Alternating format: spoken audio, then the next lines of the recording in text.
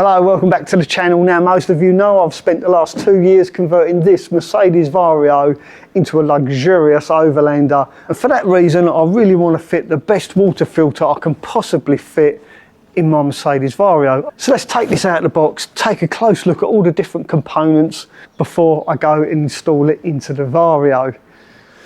Okay, so inside this box is the iSpring RO5004F series reverse osmosis system, and there is literally everything you need inside this box to install this into any domestic situation.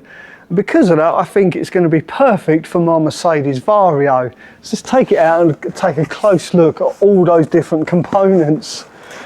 Okay, so I've taken everything out of the bags, I've looked through all the components, and I have to say I'm really impressed. There is literally everything you need here to install this water filter into your camper van. Now looking at the instructions, it is very simple to install. Take a look at this. I'll just hold this up and quickly go through it. You tap into your freshwater supply using the provided T-piece and tap. That water then comes down into this leak detector. This is the leak detector. Once the water has travelled through our leak detector, it goes into the actual water filter itself, and it travels through all the filters. The water then passes through a UV light.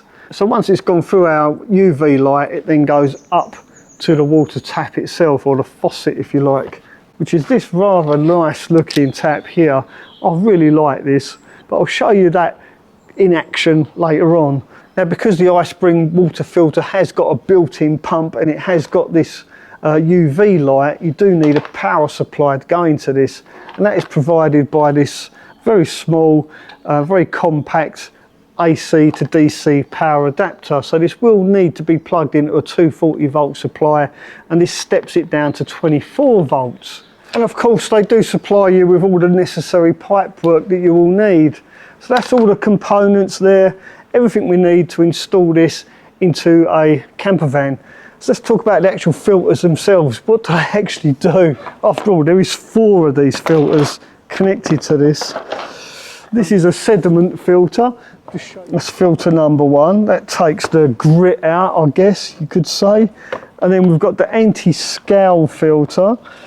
Let's just remove that one. Show you how easy they are to remove. Yeah, really easy to take in and out. So this is anti-scowl filter. It effectively removes chlorine, odours, VOCs and other contaminants, and prevents the formation of limescale. There we go. No limescale in my coffee machine. This advanced OR membrane removes up to 99% of contaminants, including heavy metals, dissolved salts, fluoride, nitrates, arsenic and other harmful impurities. It can produce up to 500 gallons per day GPD with a typical replacement interval of 2 years, depending on water quality and usage. 2 years. That's pretty good.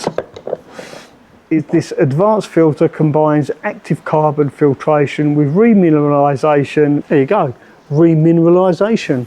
After all these have taken everything out of the water.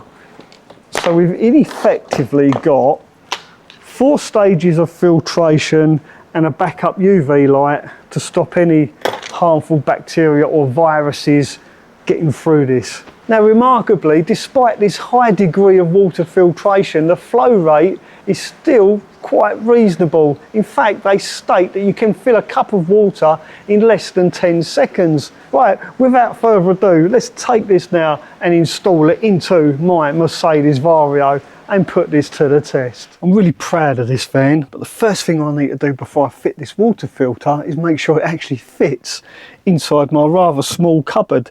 It's a very small cupboard. Luckily, although this looks quite big, it has got a small footprint. Let's get the towel out. Pretty sure it's gonna fit. Oh yeah, look at that, it goes right back there. You wouldn't even notice it there, look. Now obviously, because it is a very tight space, I don't think I'm going to be able to film much of the installation itself. We'll give it a go. Well, I'll do my best to film as much as I possibly can. But one thing I do really want to film is how this tap works. I'm quite intrigued by this. Tell you what I'm going to do. I'm going to take this outside, drill a hole in a piece of countertop and just see how this works. So this is our work surface. We drop this tap through like that. If we look underneath, we then pull up, we turn the tap. Yeah, look at that, it actually works. Absolutely brilliant. So now it's touched, we can actually go ahead and tighten it up. There we go. Have a go at that. Absolutely solid in place. And we didn't have to get underneath and try and do any nut up. I mean, that's going to make things so much easier. There you are. Absolutely fantastic. Right, so we've put that to the test. Let's jump back in the van and actually fit this filter. Okay, so I've had another look at the instructions and I'm going to follow those instructions to the letter. So I'm going to start by fitting the water tap, I think.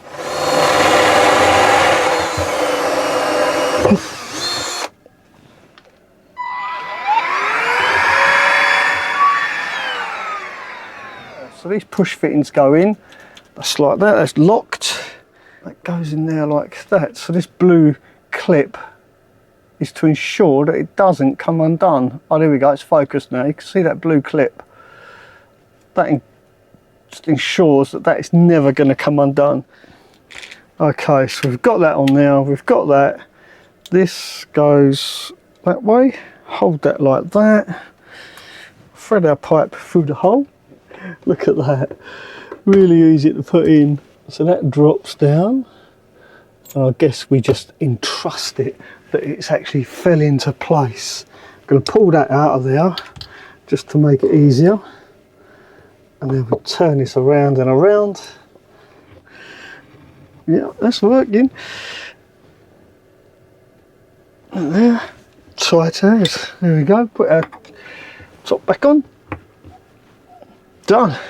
So now that our tap's fitted, let's go down underneath the sink and let's fit the drain saddle first because we need a drill for that. So I'm simply going to drill into the front of here like this. Like that. This black patch on here. Like that. And that creates a seal. So now we push our pipe through into here all the way like that. So that's going through there like that. And then this will go in a hole like that.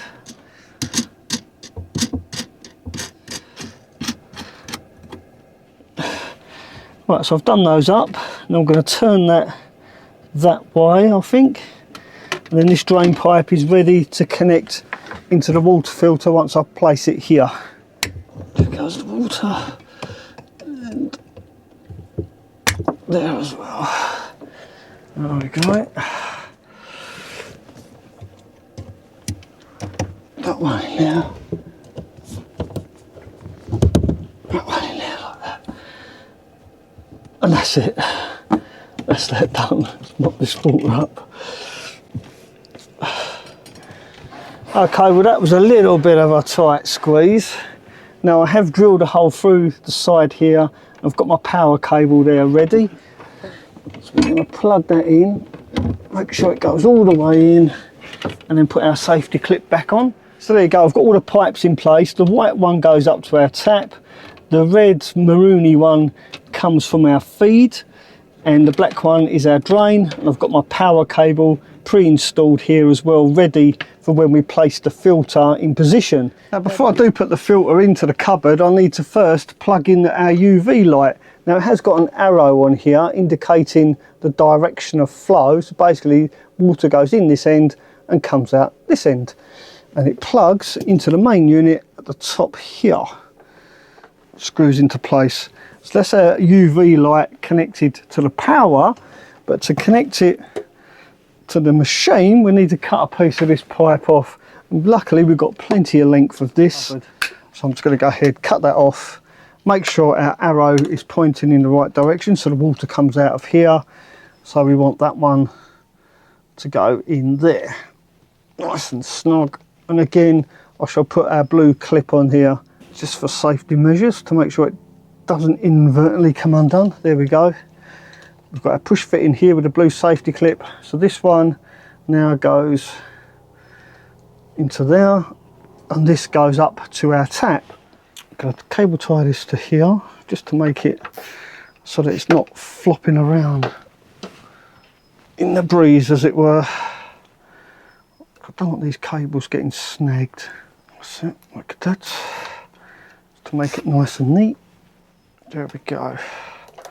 And then that way it's not under any, there's no tension on that cable. It's just going to sit like that. Right, now the drain, again I'm going to leave this nice and long. And I think the great thing about this is, because I'm leaving these nice and long, when I want to change the filters, I can simply just take this out of the cupboard.